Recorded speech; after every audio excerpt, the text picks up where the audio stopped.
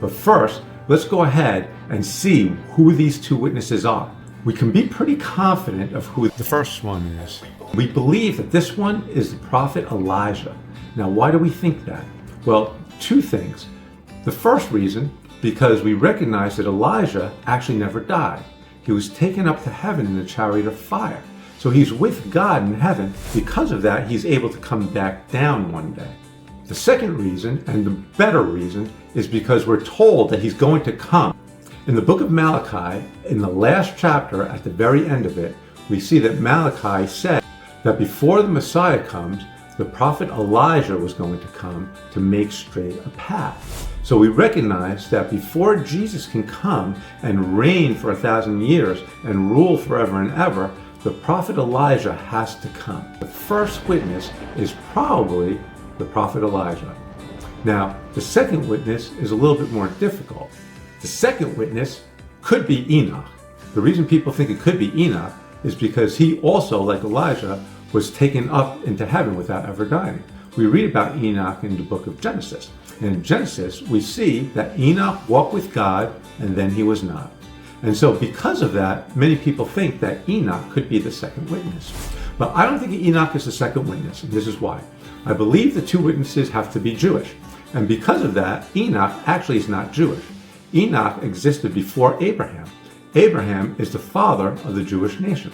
And so since he was born and lived before Abraham, it probably can't be Enoch because he's not Jewish. So who can the second witness be who is Jewish? And I believe that that's Moses. And I have a couple of reasons for that. The first is, if you look at the miracles that the witnesses do, you'll see that they look like the miracles that Moses performed in the book of Exodus. So that's the first reason. But the second reason is because we've already seen Moses speaking to Jesus once before.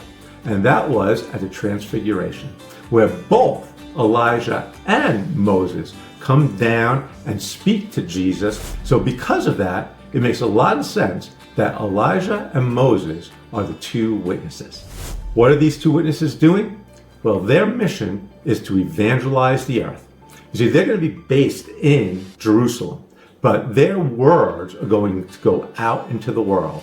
And we can see how that can happen in this day and age where we have cell phones and cameras that can just transmit immediately over the internet. So as these two witnesses are doing their work in Jerusalem, it's going to go out into the whole world. And as it does that, the whole world is going to hear the message. And why that's important is because you have to remember, the church has been raptured from the world. So once the church is raptured, the only people left on the world are unbelievers.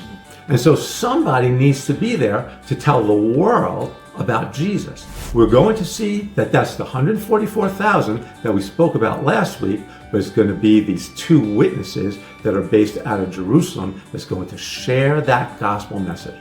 So that's their mission. Now, as they do that, people are going to hate them. There's a reason why these people didn't go up into the rapture and were left behind. They just don't want to hear about Jesus.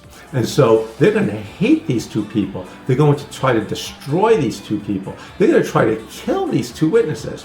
But God is going to supernaturally protect them. No harm is going to come to these two witnesses for 3.5 years. Now, for 3.5 years, they're going to be preaching this gospel.